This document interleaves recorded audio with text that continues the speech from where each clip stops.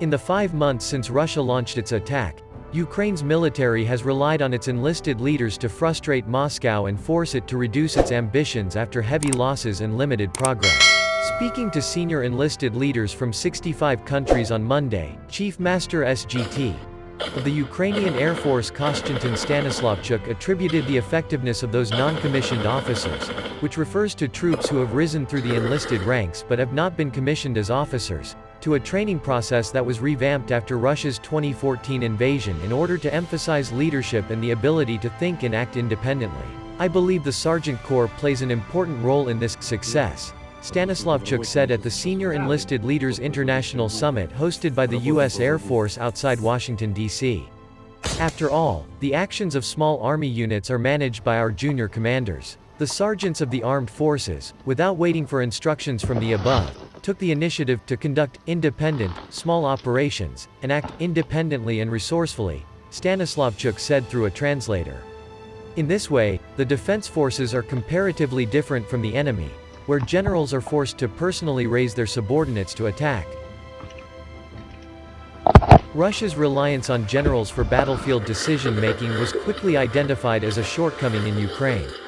The deaths of several senior Russian officers has been attributed to their need to be close to the front lines, in addition to operational lapses that made them vulnerable. While Russia's military has tried to professionalize its non-commissioned officer corps in recent years, its mentality remains one in which they look at their officers as filling most traditional NCO roles, U.S. Air Force Lieutenant Colonel Jahara Matishik said at the summit on Tuesday. So that's why you would see a much higher kill count with their officers, added Matishik, an instructor at the U.S. Naval War College. Stanislavchuk contrasted Ukraine's approach to NCOs with that of the Russians, who he said, adhere to the Soviet approach, in which the individual does not play any role.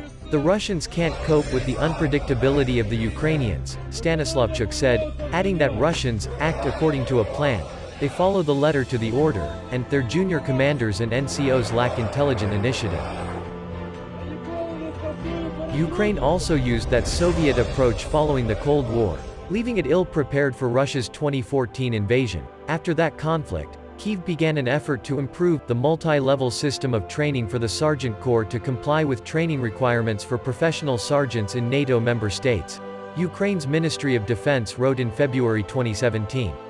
That effort drew heavily from the U.S. military's training for enlisted leaders.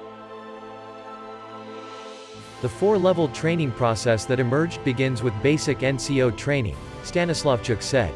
As they get through those different levels, you get to see who are actually able to become better NCOs, who are leaders, dedicated to the work, dedicated to the service, or who are actually really much better to be at the technical level. Due to the newer system, we actually get to spend a little more time with the officers, and they get to see the NCOs are not just there to follow orders.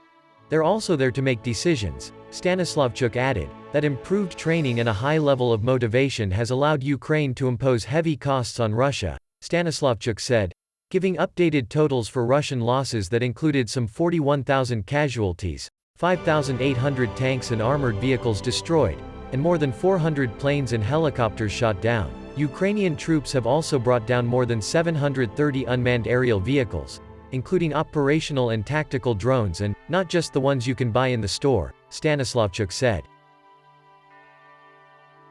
Thank you very much for watching. We hope you enjoyed this episode. Don't forget to hit the like and subscribe button so you can be alerted to our next video. We'll see you again soon on Warzone.